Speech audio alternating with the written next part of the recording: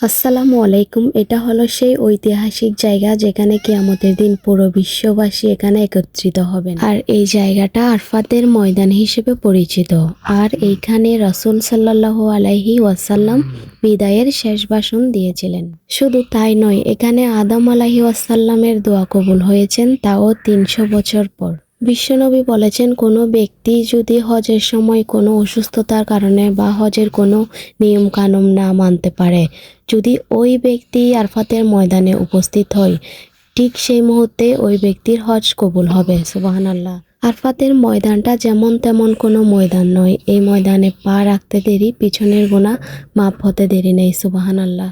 আর কিয়ামতের দিন আমরা সকল মুসলমান ভাই বোনরা এখানে ইয়া নাফসি করে থাকবো। আর রাসূল সাল্লাল্লাহু আলাইহি ওয়াসাল্লাম আমাদের ইয়া উম্মতি বলে আমাদের সকল গুনাহ আল্লাহ তাআলার কাছে মাপ চেয়ে আমাদের জান্নাতে ঢোকাবেন।